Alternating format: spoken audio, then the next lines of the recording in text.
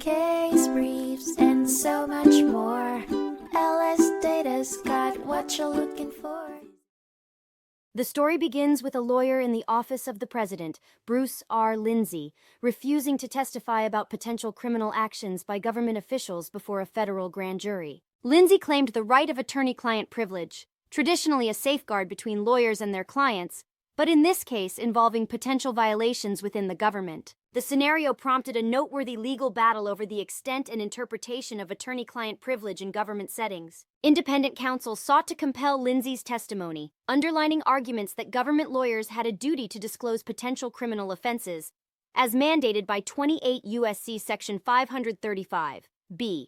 The lower court ruled in favor of the independent counsel, dismissing Lindsey's motion to invoke privilege. However, the case didn't end there. It was challenged, and the courts had to evaluate the contours of attorney-client privilege in the realm of government again, this time in the United States Court of Appeals for the District of Columbia Circuit.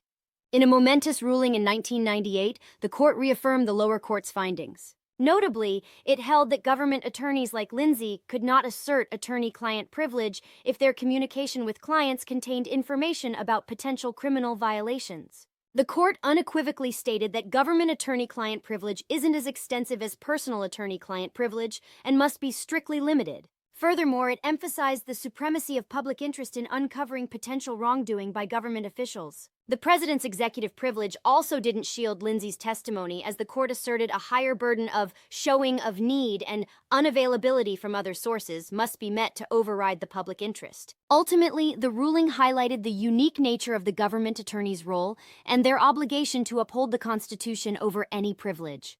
Lindsey's claims to executive privilege, government attorney-client privilege, and personal attorney-client privilege were found to be inapplicable. This landmark case set a precedent by restricting attorney-client privilege for government attorneys in cases of potential federal crimes. It strengthened the demand for transparency and accountability within the government, emphasizing the necessity to put public interest first. The clear ruling from the Court of Appeals affirmed the principle that no one is above the law, even those in the highest offices. Finally, fulfilling its commitment to transparency, it ordered the unsealing of the entire opinion and related documents pertaining to this iconic case. Case briefs, and so much more. LSData's got what you're looking for. Visit lsd.law, elevate your mind. Leave the stress of class.